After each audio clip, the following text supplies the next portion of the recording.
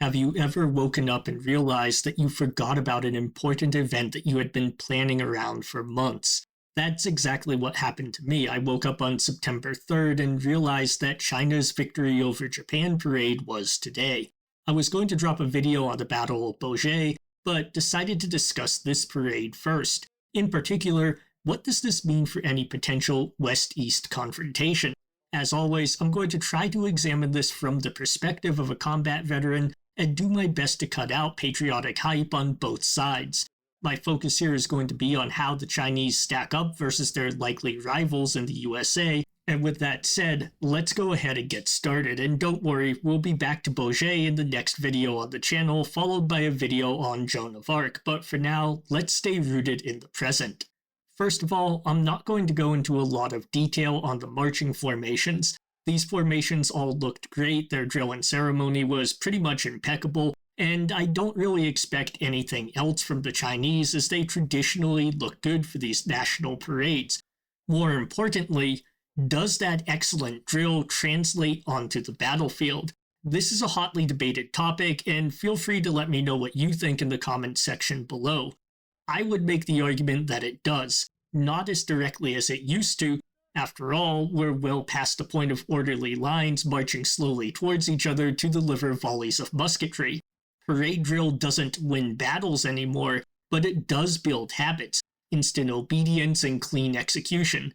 In combat, a mediocre plan executed now beats a perfect plan executed late. This is more true than ever in modern times since windows of opportunity are much more narrow due to the rapid pace of modern combat, and the high lethality of the modern battlefield punishes those who hesitate. So, drill doesn't make a great soldier, but it can train some of the traits that a modern soldier needs to survive and excel on the battlefield.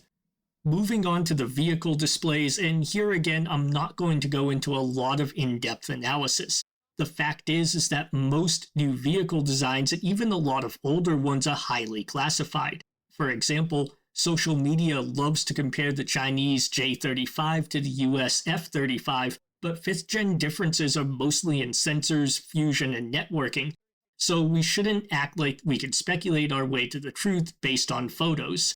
One thing that jumped out was China's new laser, the LY-1. From the laser size, it looks to be in the 200 kilowatt class, maybe more. Could it be 300?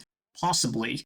Around 300 is where lasers move beyond flying drones and start threatening missile seekers. Western programs treat this tier as the bar for repeatable cruise missile defeat.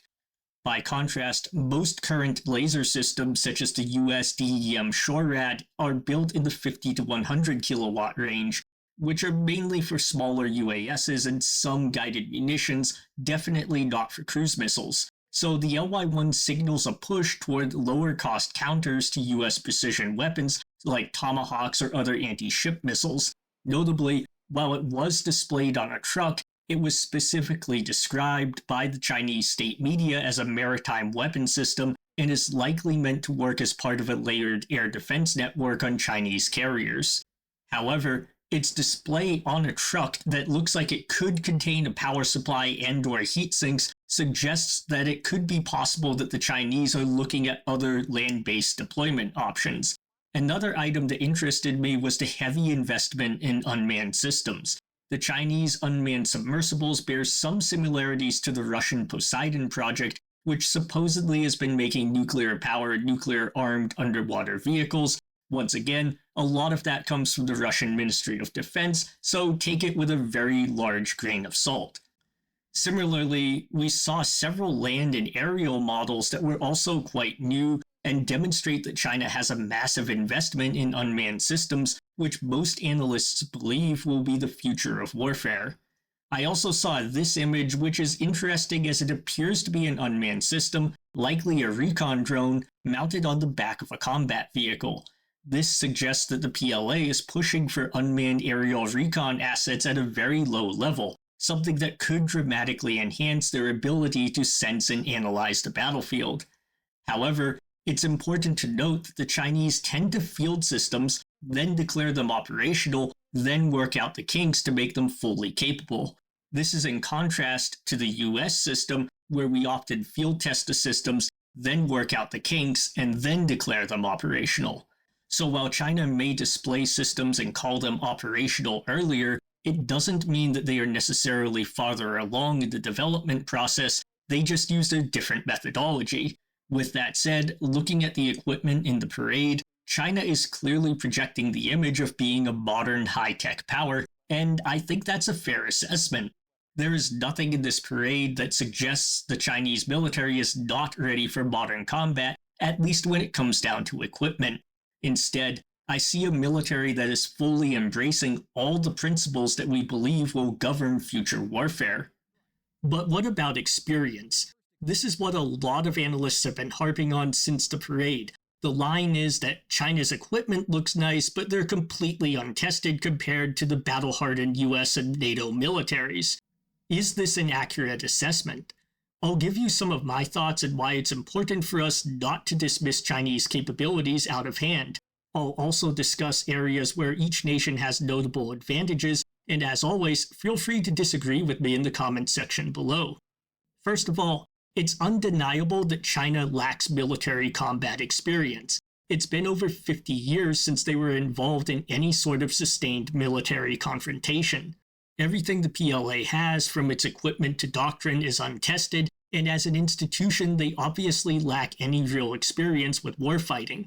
This is a critical factor and something that could significantly hurt the PLA in any sort of large confrontation. However, I do think that this point may be getting overemphasized. Modern warfare moves at an incredible pace, and we can see how quickly the war in Ukraine has evolved through different stages. Therefore, while institutional experience is important, I'd argue that more important is the ability to rapidly absorb, learn, and adapt to lessons on the battlefield.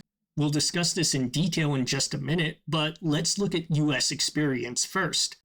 A lot of analysts talk about how battle-hardened the US military is, but how true is that? The majority of heavy ground fighting for the US military happened back in my generation from 2001 to 2014. After that, US troops are much more commonly in an advise and assist role. This means that there's not a lot of high-intensity combat experience in the US Army and Marine Corps, and what experience there is will be concentrated at the top. More importantly, combat experience for US forces has been largely in asymmetric warfare against enemies that had very little parity with our forces. Our enemies could threaten us on a tactical level, but not on a strategic level. This makes me question how valuable our combat experience actually is. After all, the wrong type of experience can sometimes be detrimental. Perhaps nothing highlights this better than the good old-fashioned Tactical Operations Center, or TOC. Everyone who has served in the US military probably knows what a TOC is. It's the place where all the high-ranking officers and NCOs congregate around a bevy of computers, trackers, and radios. It's great for coordinating complex operations against small cells of terrorists. It's also a death sentence against a near-peer enemy. The TOC, with all its satellite dishes, communications, and tracking software, has an electronic signature that a blind man could see from Mars.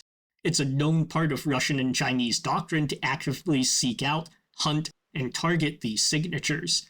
In the global war on terror, the TOC allowed streamlined command and control. In a conventional war, it will lead to multiple decapitating strikes in rapid succession, something that could seriously hinder the ability of the US military to coordinate and fight. There's been a lot of lip service about moving away from TOCs, but so far I still see them being set up every time my friends in the Reserve and Guard go into the field. If I could change one thing about the US military overnight, it would be getting commanders back to commanding from their vehicles. Is it harder to consult your staff and make highly informed decisions from a Bradley command vehicle? Absolutely. But it's also impossible to make highly informed decisions when you're dead. This is just one example of bad habits that we formed during the global war on terror, and an example of how our combat experience might not be as big an advantage as we think. Another good example would be our high reliance on precision strikes to protect ground troops, break up enemy force concentrations, etc. While precision targeting is a great strength, our heavy reliance on it could be turned into a potential weakness. We know that Russia and China have fielded and deployed systems that significantly impair the guidance on a lot of our munitions. Such systems were fielded quite rapidly in Ukraine, which is one reason that you don't hear about as many HIMARS strikes anymore. If our enemies can remove our ability to strike at will with high precision, we lose a great deal of our lethality, and our very expensive precision munitions could be overwhelmed by the enemy's concentration of dumber but cheaper weapons. With all that said, one major US advantage is the Centers for Lessons Learned. I alluded to this earlier when I talked about the ability to adapt on the battlefield. The US military has an embedded system for gathering information from across the war zone and synthesizing it to identify key weaknesses and rapidly develop in-field solutions. This US system is tested and successful and can allow US forces to rapidly identify shifts in the battlefield and try to develop in-field countermeasures at a pace where very few enemies can keep up. This is especially true given the excellent logistics that the US military has. My only concern is that the PLA seems to be much faster at developing solutions. My personal opinion is that this is probably due to the corruption and lethargy in the US defense industrial complex, as well as the fact that the armed forces tend to tack on a lot of additional requirements after development has already started. I could do a whole video on the issues within the US defense industrial and contracting systems, but I'll save that for another time. The race here is our learning speed versus their fielding speed, and it hinges on our information security, so fixes stay opaque until they're in the field. The last place that I think the US has a major advantage is in our kill chain and kill chain custody.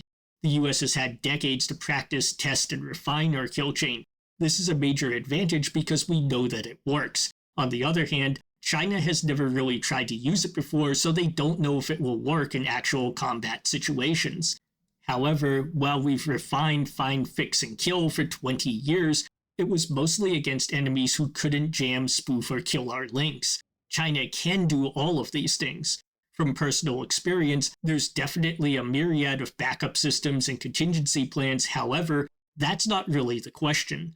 The question is, can we maintain our refined kill chain if backup systems are what we're forced to rely upon? So while the US does have a lot of advantages in combat experience, I don't think these advantages are as extreme as a lot of so-called experts and analysts say. Both the US and China lack experience in modern conventional warfare. While the US has some combat experience, it's mostly small-scale asymmetric counterinsurgency operations, and the majority of it was over a decade ago, which is a long time by the standards of modern warfare. But I don't even think that that's the most important factor. Instead, the last thing that I'd like to discuss is the difference in populations, and here I think that the Chinese have a distinct advantage over us. The problem with the global war on terror is that it accustomed Americans to easy, quick, bloodless victories. If we look at the casualties from Afghanistan, the US suffered a total of 2,459 military deaths in Afghanistan over a period of 20 years. In a modern conventional war, a single day's losses could easily exceed this total. How the US Homefront responds to this is very open to debate. We've already seen that the United States civilian population tends to be very casualty adverse. Moreover, the US military struggles with recruiting, and that struggle isn't likely to be improved by heavy combat losses in East Asia. This isn't helped by the fact that many Americans are not supportive of a war with China. On the left, many people simply don't want to see the US go to war at all. On the right, there are a fair number of the America First crowd that are adverse to seeing US soldiers die in an overseas conflict. China, on the other hand, at least presents a more united front, especially when it comes to the issue of reclaiming Taiwan. Historically, China has been willing to suffer high casualties in the pursuit of victory, as demonstrated in both World War II and Korea. This, combined with their ability to effectively suppress dissent, makes them more resilient in the face of high casualty rates. It's critical from a strategic perspective because a nation that is willing to bleed and suffer hardship in the long term is more likely to win a sustained conflict than a nation that is not. And this is a lesson that the US should have learned in places such as Vietnam and Afghanistan. Our enemies were not necessarily better soldiers, and they certainly didn't have better equipment, but they were able to wear us down via attrition. And that's something that a lot of US enemies realize. You don't have to defeat the US to win. You just have to not lose for long enough. As it stands, our experience in executing kill chains and applying lessons learned give the US military a notable advantage over its rivals on the battlefield. However, just as our experience gives us advantages, so too has it given us bad habits. Moreover, it's becoming increasingly clear that our technological advantage is no longer unassailable. Rather, our rivals are drawing closer each year and in some cases outpacing us. It's also important for us to note that the caveats we apply to Chinese equipment also apply to some degree to ours. For example, very little US ground equipment has been tested in contested high-intensity conventional combat. But ultimately, I believe the most decisive factor is our home front. The gradual erosion of the US home front resolve and ability to absorb losses has been a troubling trend. Even as the US military has gotten higher tech and more lethal, a nation can have the best weapons in the world and the best soldiers, but if it lacks the will to fight and endure, then it will likely still be defeated. After all, wars come down to adaptation and endurance, not just tech. That and the ability to endure the massive human cost that comes with armed conflict. And that human cost should stay in the forefront of our minds. And hopefully these discussions about a confrontation remain just that, a discussion. With that said, I'd be interested to hear what you think. What weapons stood out to you in China's parade? Or are you like me where you think that any potential future confrontation may pivot more on human factors than on technology? I look forward to seeing the comments below, and as always, take care until the next time.